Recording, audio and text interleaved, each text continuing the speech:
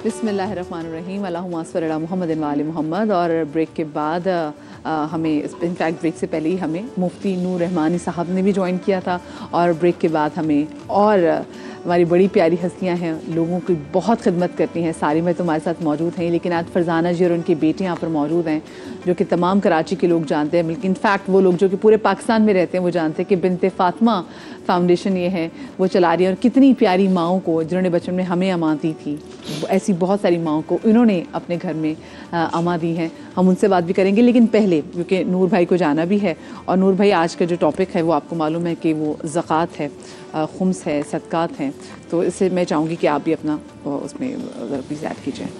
नहमदुहु व नसल्ली अला रसूलिहिल करीम, अम्मा बाद, फ़अऊज़ु बिल्लाहि मिनश शैतानिर रजीम, बिस्मिल्लाहिर रहमानिर रहीम।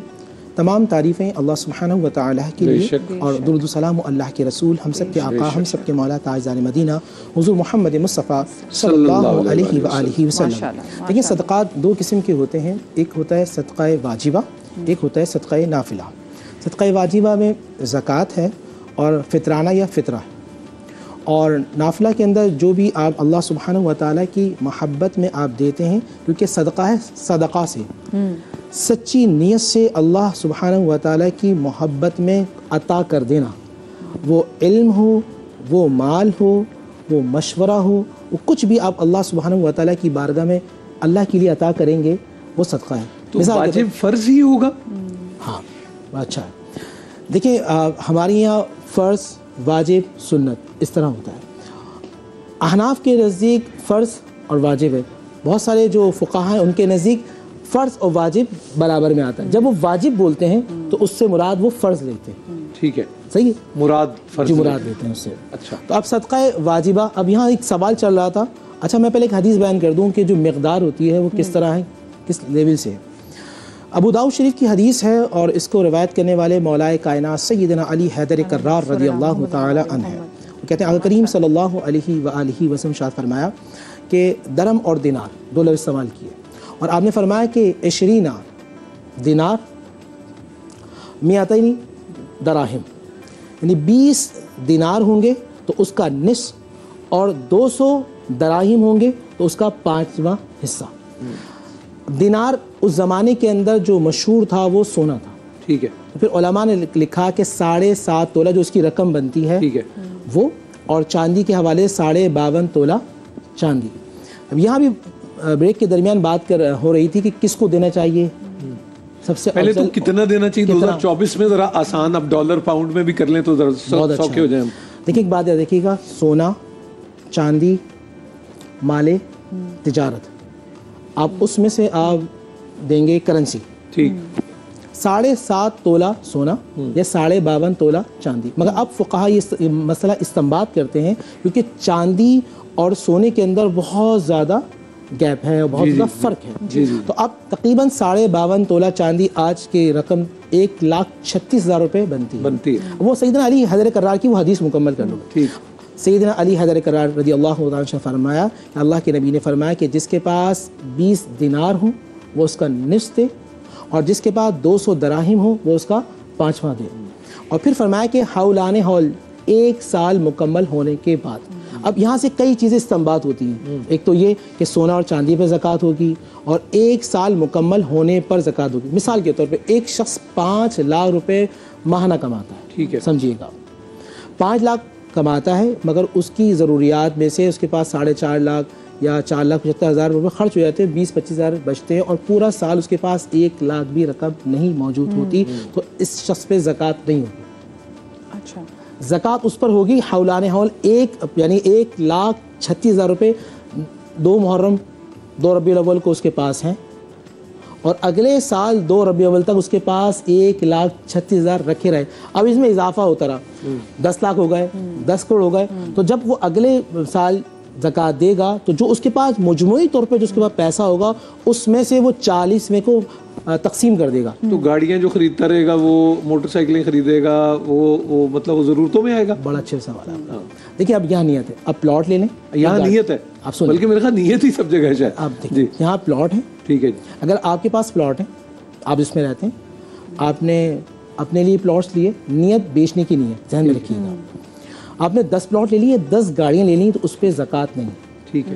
آپ نے خریدنے کے لیے اور بیچنے کے لیے گاڑیاں لی, آپ کے پاس شو روم ہے, یا آپ پراپرٹی کا کام کرتے ہیں, اب اس پر زکوٰۃ ہوگی, اس کو آپ نے زکوٰۃ دینی ہوگی. اس کی جو مارکیٹ ویلیو ہوگی اس کو آپ 40 سے تقسیم کر دیں گے, یعنی کل رقم کا 40 سے تقسیم کر دیں گے تو 2.5% بنتا ہے, وہ آپ دیں گے ہولان ہال. اب یہاں ساتھ ساتھ بھی نکال سکتے ہیں نا؟ ہاں بالکل, بہت اچھا ہے. اس کو قسطوں میں بھی نکال سکتے ہیں اور پیسہ مکمل ہو یعنی کہ 1 سال مکمل ہونے پر بھی دے سکتے ہیں. دے صحیح, مہربانی. اچھا, یہ اب میں بتانا چاہ رہا ہوں کہ کن کو دینا چاہیے. بہت زیادہ, جس طرح ابھی بات چل رہی تھی اور قرآن مجید فرقان حمید نے 8 مسائل بیان کیے. میں یہ سمجھتا ہوں قرآن مجید فرقان حمید, جب ہم سورہ بقرہ پڑھتے ہیں لیس البر ان تولوا وجوہکم, اس میں ہے وآت المال علی حبہ ذوی القربى والیتامى والمساکین. زکوٰۃ کس کو دے سکتے ہیں اور کس کو نہیں دے سکتے, یہ ایک چھوٹا جملہ آپ سمجھ جائیں گے تو آپ آسان ہو جائے گا. اپنی اصل کو اور اپنی نسل کو زکوٰۃ نہیں دے سکتے. اصل یعنی کہ آپ کے والد, آپ کی والدہ, آپ کے دادا پردادا نانا نانی, یہ ہو گیا آپ کی اصل, آپ ان کی اصل سے.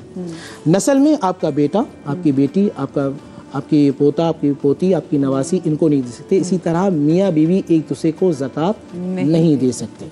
اب زکوٰۃ کن کو دینا بہتر ہوگا؟ اب ذہن میں ایک اصول رکھیے گا, وآت المال علی حبہ ذوی القربى. یہاں آپ استنباط کریں تو ذوی القربہ میں سب سے پہلے آپ کے بہن بھائی آ جائیں گے. اگر وہ بہت غریب ہیں, آپ کے چچا, تایا, پھپھا, یہ خاندان. اس کے بعد ننیال, ماموں, خالہ یا ان کا خاندان. آپ ان میں سے دیکھیں گے اگر کوئی ضرورت مند ہے تو آپ ان کو عطا کریں گے. اس کے بعد رشتہ دار ہو گئے, آپ ان کو دیں گے. یہ اس طرح رکھیں گے. اب زکوٰۃ کا ایک فلسفہ ہماری ہے, جس طرح بات بیان کیا گیا کہ مال کی تطہیر کے لیے. میں یہ سمجھتا ہوں کہ اللہ سبحانہ و تعالیٰ نے جو بار بار حکم دیا وہ اس لیے دیا کہ یہ مال چند لوگوں کے پاس جمع نہ ہو, بے شک, بلکہ یہ سوسائٹی کے اندر سرکولیٹ کرتا رہے. اور جب جس طرح باڈی کے اندر ایک جگہ بلڈ اگر رک جائے, اس کی سرکولیشن نہ ہو تو وہ ناسور بن جاتا ہے. اسی طرح پیسہ اگر کلاٹ بن جاتی ہے, ہاں, اسی طرح وہ پیسہ چند افراد کے اندر موجود رہا تو پوری سوسائٹی کو ڈسٹرائے کر دے گا, جو اس وقت کر رہا ہے, ڈسٹرائے چل رہا. اچھا, ہونا یہ چاہیے, ہمارے ہی ہوتا ہے کہ 1000 ان کو دے دو, 2000 ان کو دے دو, 3000 ان کو دے دو. اگر آپ فلسفہ دیکھیں زکوٰۃ کا, یہ زکوٰۃ کا فلسفہ یہ تھا, سیدنا ابو بکر صدیق رضی اللہ تعالیٰ عنہ کے دور میں سید عمر بن خطاب نے ان کو باقاعدہ اس کو بہت اچھی طریقے سے اس کو پوری سوسائٹی کے اندر ڈیولپ کیا. کس طرح کیا کہ آپ نے لوگوں کو کاروبار کرنا شروع کر دیا. چند سال کے بعد ملت اسلامیہ میں خاص طور پہ مدینے کے اندر زکوٰۃ لینے والا نہیں, زکوٰۃ دینے والا. اگر پراپر طریقے سے میں اگر صاحب نصاب ہوں تو میں یہ دیکھوں کہ میرے نزدیک کون ہے, یا جس طرح کے جو لوگ کام کر رہے ہیں, جس طرح ہمارے سالم بھائی ہیں, ہماری فیضانہ باجی آئی ہیں ہماری, اس طرح کے لوگ ہیں, ہم ان کو دیکھتے ہیں, ان کو دیں.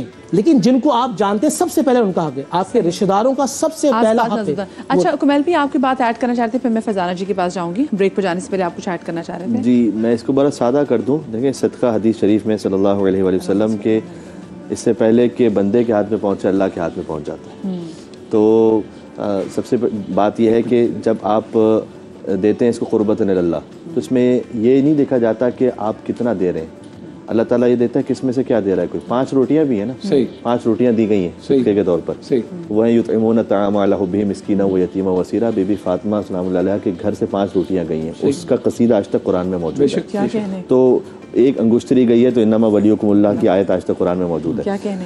ایک آیت نازل ہوئی تھی, الذین ینفقون اموالہم باللیل والنہار سرا وعلانیہ. مولا علی مرزا السلام کے پاس 4 درہم تھے, ایک رات میں دیا, ایک دن میں دیا, ایک چھپا کر دیا, ایک ظاہر کر کے دیا. تو آیت نازل ہوئی کہ کچھ لوگ ہیں کہ جو رات میں دیتے ہیں, دن میں دیتے ہیں, چھپا کے دیتے ہیں, ظاہر کر کے دیتے ہیں. تو جو کچھ جس کے پاس ہے وہ اللہ سبحانہ و تعالیٰ کی راہ میں آگے بڑھائے. پھر جب وہ صاحب نصاب ہو جاتا ہے, فقط ایک اس بات کے ساتھ کہ فقہ جعفریہ کے مطابق مثال کے طور پر یہ کہ جیسے حضرت نے بات کی تھی کہ 10 پلاٹ ہیں, 10 گاڑیاں ہیں, اگر اس کے اپنے زیر استعمال ہے تو زکوٰۃ اس پہ نہیں ہے یا خمس نہیں ہے. ہمارے یہاں پر جو اس کا ایگزمپشن ہے فقط وہ ایک گھر کا ہے, یعنی جو ضرورت کا گھر کا ہے, جو اپنا آپ کا لیونگ ہاؤس ہے, جو ایک ضرورت کا ہے, فقط وہ ایک ایگزمپشن ہے.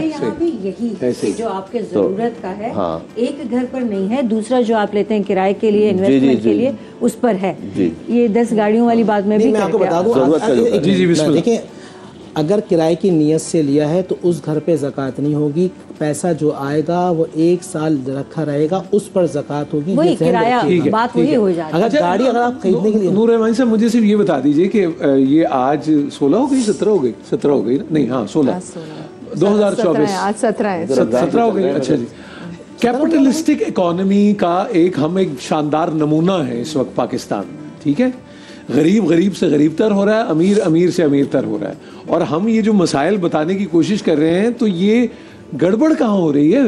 حب مال بڑھ رہی ہے یا نہیں؟ حب جاہ بڑھ رہی ہے یا نہیں؟ دل پہ کیوں ہاتھ پڑتا ہے جب اللہ کی راہ میں دینے کا آئے؟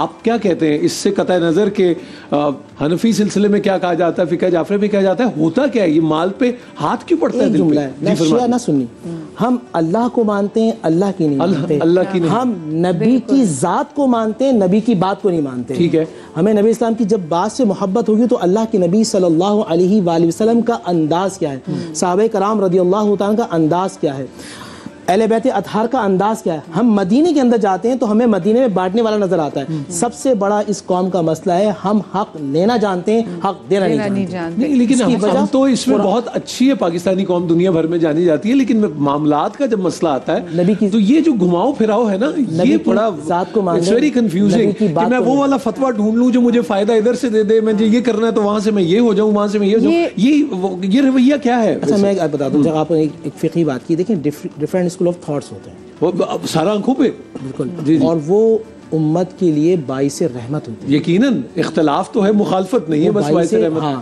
جی، اختلاف ہو لیکن اس میں شدید تناؤ نہ ہو۔ جی جی، ہمارا مسئلہ یہ ہے کہ ہم قرآن مجید فرقان حمید کی جب بات کرتے ہیں تو قرآن دراصل اصولوں کا نام ہے۔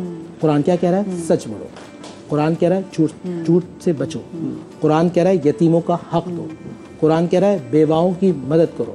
وَتَعَاوَنُوا عَلَى الْبِرِّ، قرآن کہہ رہا ہے جو نیک کام کر رہے ہیں ان کے مددگار بن جاؤ۔ قرآن مجید فرقان حمید جو مکی صورتیں ان کا پورا مضامین ہی معاشرت پر ہے، سوسائٹی کو ڈیولپ کرنے پر ہے، انسانیت پر ہے۔ ہمارا مسئلہ یہ ہے کہ ہم قرآن مجید فرقان حمید کو سمجھتے نہیں ہیں، اگر سمجھتے ہیں تو عمل نہیں کرتے۔ تو پھر اسکینڈینیوین ممالک ویلفیئر سٹیٹ اچھی کیسے بن رہے ہیں؟ یہ آپ کا بڑا چیز آپ ضرور سنیں۔ اس کی وجہ یہ ہے قرآن پوری عالم انسانیت، یقیناً جو قرآن کے اصولوں کو لے گا، یاد رکھیے گا، جو قرآن کے اصولوں کو لے گا، اب مسلم اور کافر کی تمیز نہیں ہے، جو قرآن کے اصولوں کو لے گا وہ کامیاب ہوگا۔ ان اللہ یرفع بہذا الکتاب، اس کتاب کو جو تھامے گا اللہ تعالیٰ اس کو رفع عطا فرما دے گا۔ اور آپ نے بڑی اچھی بات کی کہ مسلم اور غیر مسلم نہیں ہے، اصول ہیں۔ آپ نے کہا کہ نبی کو مانتے ہیں، نبی کی نہیں مانتے، اور یہ کوئی مثال آج کی نہیں ہے، یہ